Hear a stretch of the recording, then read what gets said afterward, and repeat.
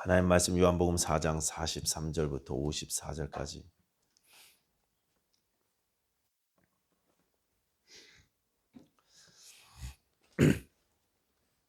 이틀이 지나며 예수께서 거기를 떠나 갈릴리로 가시며 친히 증언하시기를 선지자가 고향에서는 높임을 받지 못한다 하시고 갈릴리에 이르심에 갈릴리인들이 그를 영접하니 이는 자기들도 명절에 갔다가 예수께서 명절 중 예루살렘에서 하신 모든 일을 보았음이더라.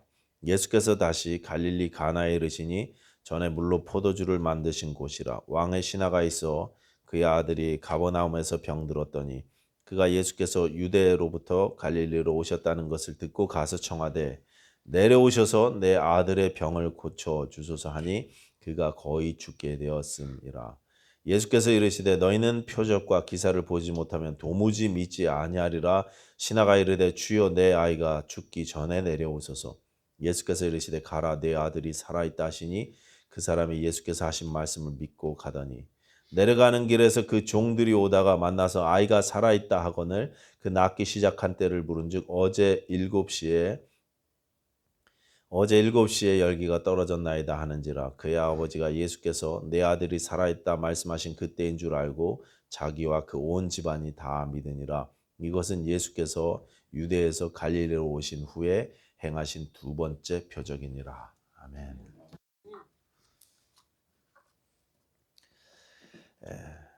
사마리아 수가성 우물가에서 한 여인을 만나신 이 예수님은 거기서 이틀을 더 유하게 되셨습니다. 그 여인이 전도를 하는 바람에 그 동네 사람들이 다 많은 사람들이 예수님께 나왔고 그들에게 말씀을 전하시느라고 이틀 동안 더 머무시게 되셨습니다.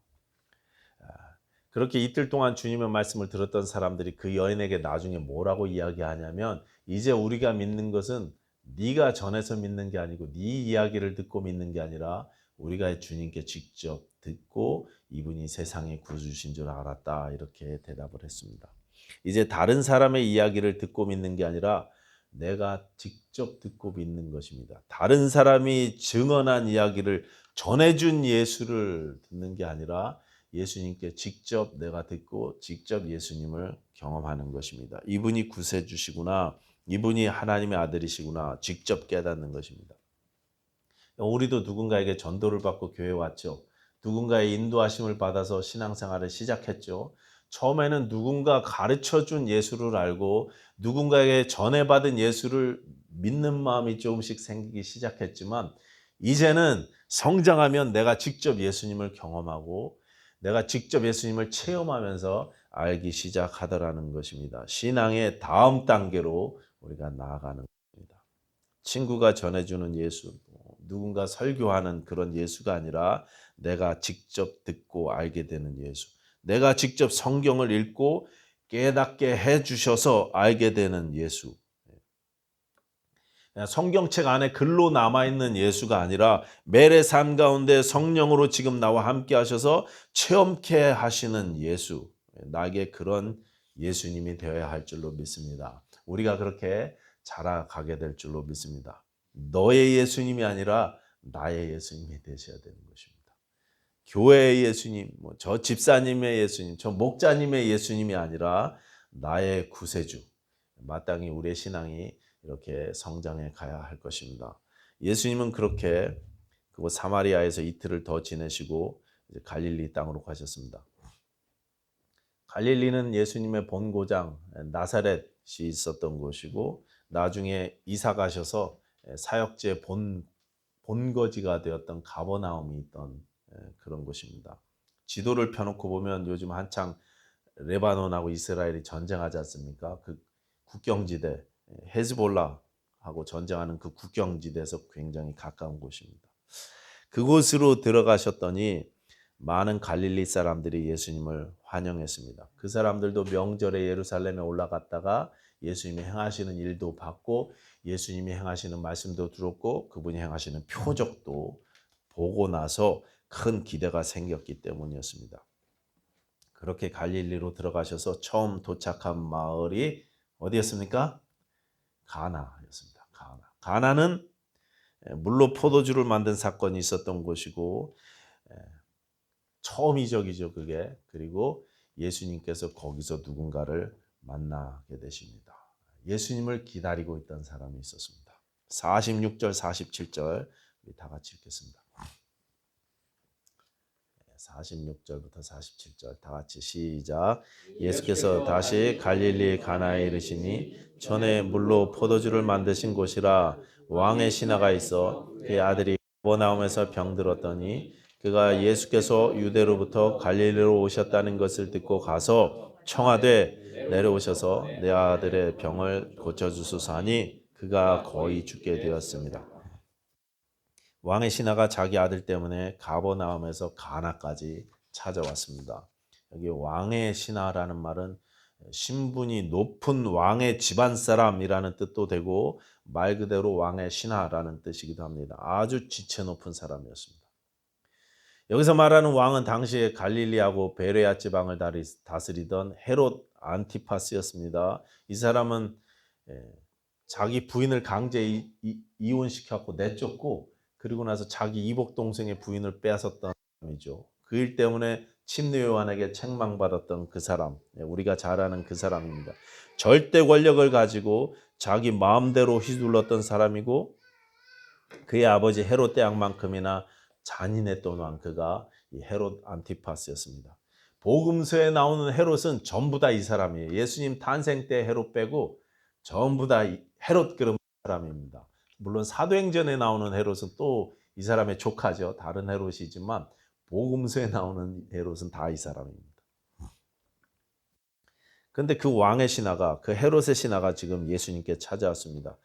가버나움에서 가나까지는 20마일 거리인데요. 걸어서 하루길이었습니다. 지체 높은 분이니까 혼자 오지는 않았겠죠. 종들을 데리고 왔을 것입니다. 또 뭐 걸어서 오지는 않았겠죠. 나귀를 탔거나 말을 탔거나 이렇게 왔을 것입니다.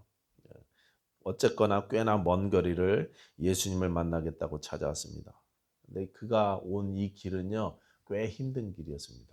물리적으로 가버나움부터 가나까지, 가버나움은 호숫가 동네고 가나는 산 위의 동네니까 올라왔기 때문에, 산길을 올라왔기 때문에 힘든 것도 있었겠지만 그것보다 이 사람의 신분 때문에 힘든 길이었습니다. 당시에 헤롯 안티파스는 반역의 싹이 보이면 다 죽였습니다. 누군가 인기를 얻고 세력을 얻는다 싶으면 다 제거했습니다. 그런데 그런 절대 군주를 모시는 신하가 점점 세력을 얻어가고 있는, 앞으로 아마도 혁명 세력으로 커갈지도 모르는 예수님을 개인적으로 만난다고요? 굉장히 위험한 일인 것입니다. 왕의 눈치를 안 볼 수가 없었을 것입니다. 쉽지 않은 결정이었을 것이라는 말씀입니다. 그럼에도 불구하고 이 신하가 그 어려운 길을 마다 않고 예수님을 찾아왔던 이유는 바로 아들 때문이었습니다. 아들이 죽어가고 있었기 때문입니다. 내려오셔서 내 아들의 병을 고쳐주소서 하니 그가 거의 죽게 되었습니다. 성경은 그 아들이 거의 죽게 되었다고 그렇게 이야기하고 있습니다. 아들이 죽어가는 그 고통이 그를 담대하게 만들었습니다. 아들이 아프지 않았더라면 아마도 이 사람은 평생 예수님께 가까이 갈 생각을 하지 않았을지도 모릅니다. 모든 삶이 만족스럽고 아주 행복한 사람이고 모든 것을 다 누리는 아주 존귀한 사람이었는데 굳이 예수님께 가서 손을 벌릴 이유가 없었던 사람이 이 사람이었습니다. 그런데 아들이 죽어가는 이 고통 때문에 예수님께로 나아오게 된 것입니다. 여기 그의 아들, 내 아들 할 때 아들이라는 말 앞에 정관사가 들어있습니다. 영어에도 빠져있고 또 한국에도 빠져있지만 무슨 뜻이냐면 이 사람의 외아들이라는 뜻이죠. 이 신하의 외아들이 죽게 된 것입니다. 그래서 그의 외아들 이렇게 번역하면 좀 더 정확할 것 같습니다. 자기의 생명과도 같은 그 외아들이 거의 죽게 되었다. 47절이 그렇게 말씀하고 있습니다. 외아들이 죽어가는 모습을 옆에서 보면서 그 피가 마르고 애가 타는 심정으로 예수님을 찾아오게 된 것입니다. 저는 보통 이제 아기들을 별로 안 좋아해요. 아이들을 별로 제가 안 좋아해요. 예수님은 그렇게 어린 아이들을 사랑하셨는데 저는 예수님 같지가 않았고, 그래갖고 제 애도 막 되게 귀찮아했었던 것 같아요. 그런데 제 애가 태어나가고 그 애가 아프니까요, 저 같은 사람 마음이 불타는 것 같더라고요. 저도 마음이 되게 힘들더라고요. 그러니 거의 죽게 된 그 아들을 보면서 이 아버지가 얼마나 마음이 괴로웠겠습니까? 외아들인데. 결과적으로 그 아들은 고침을 받았고 그 왕의 신하와 그의 온 가족은 예수님을 믿게 되었습니다. 큰 축복을 받게 된 것입니다. 여러분, 삶의 고난이 힘든 것이고 우리가 기도하기를, 우리는 항상 고난이 없기를 기도하지만, 그러나 이 원치 않는 고난과 아픔을 통해서 우리가 예수님을 바라볼 수만 있다면, 예수님께 한 걸음 더 다가갈 수만 있다면, 그러면 그 고난은 사실은 축복이라고 감히 말씀할 수 있을 것 같습니다. 빌 브라이트가 말한 것처럼 변장된 축복일 수도 있습니다. 고난이 어떤 때는 우리가 고통 없이는 배울 수 없는 진리를 가르쳐 줄 때가 있기 때문에 그렇습니다. 우리는 고통을 통해서 우리 삶의 깊은 의미를 알 수 있게 됩니다. 좌절과 고통을 통해서 하나님을 알게 되고 인생의 진짜 의미를 알게 되는 경우가 종종 있다는 것입니다. 듣기만 하던 하나님을 내가 지금 뵙습니다. 욥이 이렇게 고백한 것도요, 고난 이후였습니다. 내가 말로만 들으면서 알았던 그 하나님을 이제 눈으로 뵙고 알게 됐습니다. 이렇게 고백한 것도요, 욥이 그 끔찍한 고난을 겪고 나서 했던 고백이었습니다. 여러분, 역사상 위대하고 아름답고 복스러운 것들 중에 고통 없이 되어진 것은요, 하나도 없습니다. 사람들에게 놀랄 만한 감동을 주는 곳에는 늘 이 고난이 있었다는 것입니다. 어떻게 보면 우리가 고통 없이 고난 없이 승승장구하는 그런 삶이라면 더 위험한 삶일 수 있을 것 같습니다. 하나님 없이 내가 교만하여서 내 마음대로 살 가능성이 농후하기 때문에 그렇습니다. 그러나 고난을 통해서 하나님이 나를 낮추시고 하나님을 배우게 하시고 예수님께 더욱더 가까이 나가게 하시고 인생의 참된 의미를 알게 해주신다는 말씀입니다. 우리 삶에 많은 아픔들이 있습니다. 우리가 고난과 연단의 시간들을 지나가고 있습니다. 이때 우리가 더욱더 주님을 바라볼 수 있다면, 이 아픔 때문에 더욱더 하나님을 의지할 수만 있다면, 그러면 우리에게 큰 축복이 될 줄로 믿습니다. 성경을 통해서 우리가 필사적으로 하나님이 나에게 뭐라고 하시는지 말씀을 찾아내고 하나님의 응답을 구하고 간절히 기도하시게 되기를 바랍니다. 그럴 때 하나님께서 우리에게 놀라운 은혜를 베풀어 주실 것입니다. 하나님께서는 예수님을 통해서 우리를 새롭게 만드시기 하십니다. 새 창조를 원하십니다. 물이 포도주로 바뀌듯 그렇게 바뀌기를 원하십니다. 그런데 바뀌고 끝이 아니더라는 거예요. 바꾸어 놓으시고 끝이 아닙니다. 다시 태어나게 하시고 그냥 내버려 두시지 않고, 우리가 새로 태어나면 아기잖아요. 새로 태어났으니까 아기 아닙니까? 이 아기가 성장해 갈수록 이끌어 가시는 분이 우리 하나님이십니다. 우리를 성장시키시고 성장하기를 원하십니다. 그래서 오늘은 먼저 하나님이 우리가 어떻게 성장하기를 원하시는지 세 가지를 말씀드리도록 하겠습니다. 첫 번째, 하나님은 우리를 생활인에서 사명인으로 바꿔가기를 원하십니다. 우리를 사명인의 삶을 살게 하셔요. 우리는 사명인으로 살아야 돼요. 사명자로 살아야 됩니다. 43절, 44절 다시 읽겠습니다. 43절, 44절.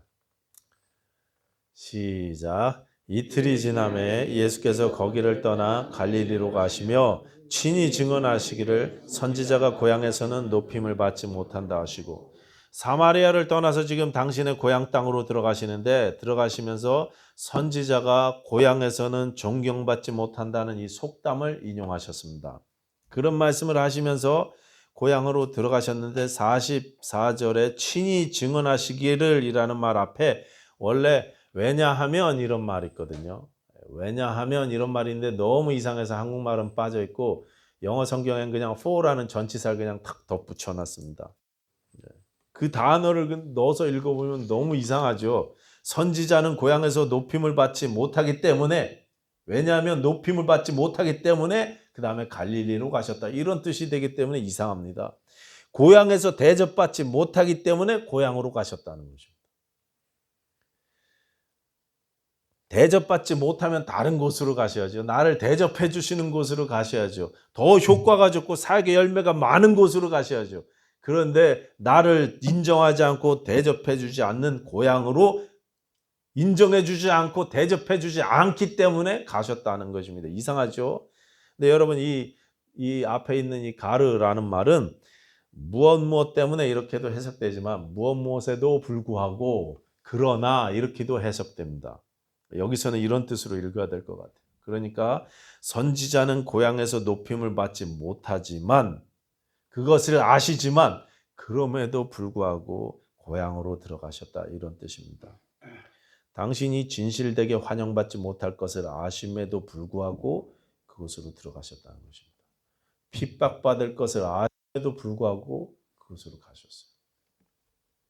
물론 여기 45절에 그들이 예수님을 영접했다고 나오지만 그들의 이 환영은 예수님을 믿어서 환영한 게 아니죠. 그냥 호기심 때문에 예루살렘에 사신 일을 봐서 그래서 혹시 해갖고 기대감으로 그렇게 우리에게도 혹시 뭔가 떨어질까 해서 그래서 환영했던 것입니다.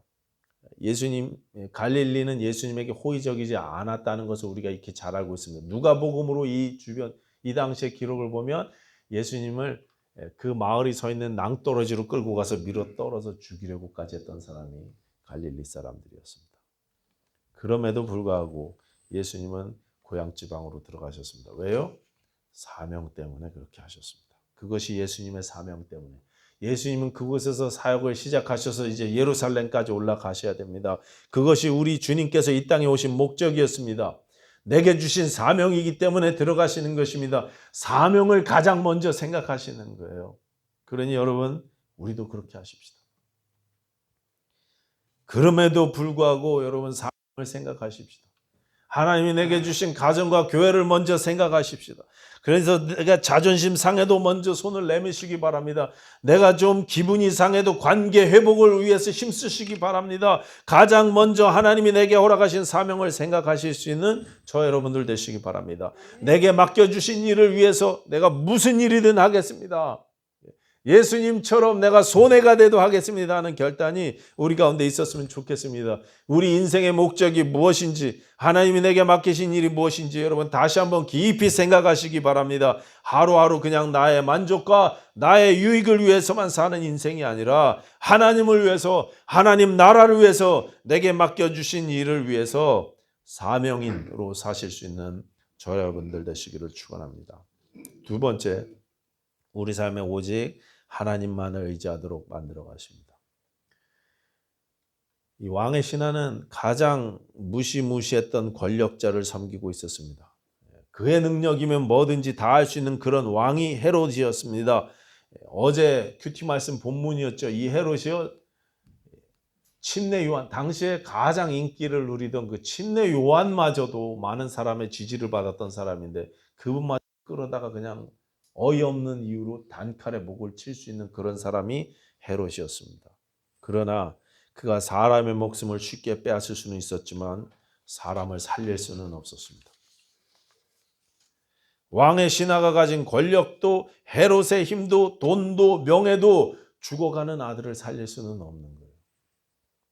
이 사람이 예수님이 갈릴리 가나에 오셨다는 이야기를 듣고 가버나움에서 갈릴리까지 달려왔습니다. 이제 다른 소망이 없습니다. 아들은 이제 거의 죽었습니다. 거의 죽었어요.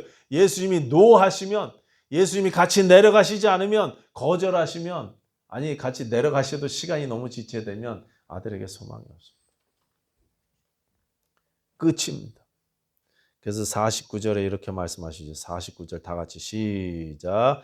신하가 이르되 주여 내 아들이 죽기 전에 내려오소서. 내 아이가 죽기 전에 빨리 내려가십시다. 같이 가십시다. 정말 마음이 급했을 것입니다. 한시가 막 급하게 빨리 가십시다. 근데 예수님이 뭐라고 대답하십니까? 그래 가자, 내가 고쳐주겠다, 이게 아니고 가라. 믿고 가라. 네 아들이 살아있다.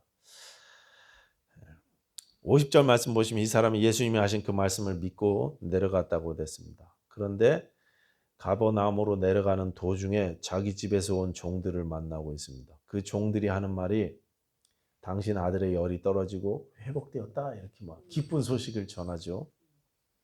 그래서 언제 낫기 시작했는지 물어보니까 어제 7시래요. 어제 7시. 예수님이 말씀하셨던 그 시간이었습니다. 따져보니까요. 그 사실을 확인하고 53절 자기와 온 집안이 다 믿으니라 이렇게 되어 있습니다. 처음에 이미 하신 말씀을 믿고 내려갔다 이렇게 돼 있는데 53절에 다시 믿었다 이렇게 이야기하고 있습니다. 처음의 믿음은 아들이 낳았다는 그 말씀을 믿은 것이고, 두 번째 믿음은 예수님이 그리스도시고 하나님의 아들을 믿었다는 그런 말씀입니다. 믿음이 점점 온전해지는 것입니다. 내가 의지할 분은 오직 예수님뿐이라는 사실을 점점 확인해 가는 것입니다. 확실해져 가는 것입니다. 여러분, 예수님을 체험할수록 우리 신앙이 점점 더 확실해 갈 줄로 믿습니다. 세상의 힘, 헤롯이 내 능력이 아니라 예수님이 내 능력이라는 사실을 알기 시작하는 것입니다. 내가 의지할 분은요, 오직 한 분 예수님이십니다. 오직 한 분 하나님뿐이십니다. 여러분, 참 험한 세상을 우리가 살고 있지 않습니까? 끔찍한 세상을 살고 있는데, 어려운 삶을 살고 있는데 누구를 의지하십니까? 무엇을 의지하십니까? 우리의 믿는 구석이 무엇입니까? 내가 가진 인맥, 재물, 건강, 내 자녀들, 내가 의지할 것들은 그것이 아니라는 말씀입니다. 내가 의지할 분은 오직 한 분 하나님뿐이십니다. 그러니 우리가 하나님을 의지하는 방법, 하나님을 의지하는 법을 배우자는 말씀입니다. 요즘 시편 말씀을 통해서, 마가복음을 통해서 하나님을 어떻게 의지할지를 매일 배우실 수 있는 저 여러분들 되시기를 바랍니다. 나의 삶의 반석과 요새는, 나의 구원자는 오직 하나님이십니다 하는 이 시편 기자의 고백이 우리의 고백이 되어야 될 줄로 믿습니다. 세 번째, 하나님은 나를 통해서, 나뿐 아니라 온 가족을 변화시키십니다. 나를 통해서 내 온 가정이 성장하게 되기를 원하십니다. 53절, 자기와 그 온 집안이 다 믿으니라 이렇게 되어 있어요. 이를 통해서 온 집안이 다 믿었습니다. 다 새롭게 태어났습니다.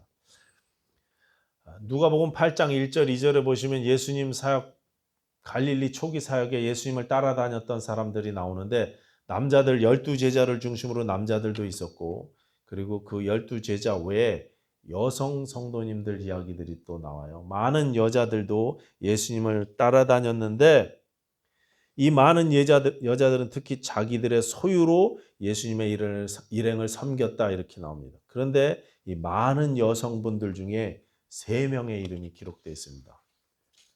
막달라 마리아, 또 요한나, 수산나. 막달라 마리아는 7 귀신이 들렸다고 고침받는 여인이라고 그렇게 이 여인은 나중에 부활의 증인이 됐죠. 굉장한 여인이 됐습니다. 수산나는 그냥 이름만 나옵니다. 요한나는 표현하기를 헤롯의 청지기 구사의 아내 이렇게 나옵니다. 이건 성경에 이름이 나온 사람들은 그 이름이 그냥 이유 없이 기록된 이름이 아닙니다. 그냥 아무런 이유 없이, 까닭 없이 기록된 것이 아닙니다. 막달라 마리아, 요한나, 수산나, 그리고 요한나의 남편이었던 헤롯의 청지기 구사, 이렇게 구체적으로 이름이 기록된 사람들은 초대교회에서 이 처음 복음서를 읽었던 첫 원독자들이 이미 잘 아는 익숙한 사람들, 익숙한 이름들이었기 때문에 기록된 것입니다. 이분들이 어떻게 예수님을 믿게 되었는지, 어떻게 섬기고 있는지를 보고 배우라는 뜻입니다. 헤롯의 청지기 구사 있잖아. 그분이 옛날에 헤롯 궁궐에서 일했는데 이렇게 저렇게 예수님을 믿고, 그분의 아내가 이렇게 열심으로 예수님을 섬겼고, 그분이 우리 교회 지금 리더시잖아. 이렇게 이야기하고 있는 거예요. 그래서 많은 성경학자들은 이 요한나의 남편 구사가 오늘 본문의 왕의 신하일 것이다 이렇게 추측하고 있습니다. 만약에 그 추측이 맞다면 이 집안은 아들의 질병이라는 고통을 통해서 온 가정이 믿음을 갖게 되었고, 거기서 그치는 것이 아니라 예수 그리스도의 사역에 함께하면서 섬기는 자리까지 성장해 갔다는 사실을 알 수 있습니다. 믿고 끝나는 게 아니라 자라나는 것입니다. 온 가족이 자라나는 것입니다. 하나님 나라를 위해서 쓰임받는 것입니다. 아버지의 믿음으로 시작해서 온 가족이 예수님을 영접하고, 그리고 주를 섬기는 자리까지 성장해 나가는 것입니다. 억지로 십자가를 지었던 그처럼, 그분의 아들들이 로마에서 큰 일꾼이 되었던 것처럼, 아키포 아시죠? 그렇게 내 믿음을 통해서 내 자녀들까지도 하나님 앞에 쓰임받는 그런 자리로 나아가게 되기를 하나님께서 우리에게 원하셔요. 그러니 여러분, 우리도 그렇게 돼야 되지 않겠습니까? 그 일을 위해서 우리가 쉬지 않고 간구하고 소원해야 되지 않겠습니까? 기도해야 되지 않겠습니까? 쉬지 말고 기도하라고 하셨으니 우리가 중단하지 않고 계속 내 자녀들과 식구들 위해서 기도해야 되지 않겠습니까? 오늘 본문 마지막 절에 보시면 오늘 본문이 예수의 두 번째 표적이다 이렇게 말씀하십니다. 이것을 표적이라고 말하는 이유는 이 병을 고치신 기적이 중요한 것이 아니고 이 기적 자체보다 이 기적을 일으키신 분이 더 중요하다는 것을 말하기 위한 것입니다. 기적이 아니라 기적을 일으키는 분을 보라고 이것을 표적, 사인이라고 그렇게 이야기한 것입니다. 기적을 일으키신 예수님이 누구신지, 그분이 나에게 무슨 일을 하셨는지, 무엇을 원하시는지 보고 알고 배우라는 것입니다. 여러분, 자기의 사랑하는 아들, 그 죽어가는 외아들을 살리기 위한 아버지의 마음이 이해가 가십니까? 내 사랑하는 아들을 위해서는 뭐든지 다 하겠다고 급하게 예수님을 찾아왔던 그 아버지의 마음을 이해하십니까? 나의 이 외아들이 살 수 있다면 내가 뭐든지 다 하겠습니다. 이 아버지처럼 뭐든지 다 하려고 작정했던 이 아버지처럼 우리 하나님께서는요, 죽어있는 저와 여러분들을 살리기 위해서 무슨 일이든 다 하겠다고 작정하셨습니다. 그 결심은 성경 내내 창세기부터 요한계시록까지 계속되고 있습니다. 그 결심 때문에 자기의 외아들을, 당신의 독생자를 아낌없이 죽음에 내어주셨습니다. 저와 여러분을 사랑하셨기 때문이라고 성경은 그렇게 말씀하고 있습니다. 하나님이 세상을 이처럼 사랑하사 독생자를 주셨습니다. 이는 그를 믿는 자마다 죽지 않고 영원히 살게 하기 위해서, 살리기 위해서 그렇게 자기 아들을 내어주셨어요. 생명을 주시기 위해서 기꺼이 그렇게 하셨습니다. 뭐든지 다 하겠다고 그렇게 작정하신 하나님께서 자기 아들마저 주셨습니다. 그래서 고린도전서 1장 22절 23절에 이렇게 말씀하십니다. 유대인은 표적을 구하고 헬라인은 지혜를 구하나 우리는 십자가에 못 박힌 그리스도를 전한다. 표적 중에 표적, 지혜 중에 지혜, 사랑 중에 사랑은 예수 그리스도의 십자가인 것입니다. 여러분, 사명인으로 사시기 바랍니다. 많은 어려움이 있지만 오직 하나님만을 의지하십시다. 우리 온 가정이 함께 성장하기를 사모하시기 바랍니다. 그리고 나를 사랑하사 독생자마저 허락하여 주신 하나님의 마음을 매일의 삶 가운데 조금이라도 알아가실 수 있는 저와 여러분들 되셨으면 좋겠습니다. 그래서 하나님을 깊이 찬송하고 진심으로 감사하며 사시는 저와 여러분들 되시기를 축원합니다. 기도하겠습니다. 하나님, 우리를 살리기 위해서 독생자마저 희생시키셨던 그 하나님의 마음을 알게 하여 주시옵소서. 하나님의 사랑을 알게 하여 주시옵소서. 그래서 뜨겁게 찬송하게 하시고 간절히 뜨겁게 예배하게 하시고 우리가 주 안에서 성장하여 하나님을 기쁘시게 해드리는 삶 살게 하여 주시옵소서. 예수님 이름으로 기도하였습니다. 아멘.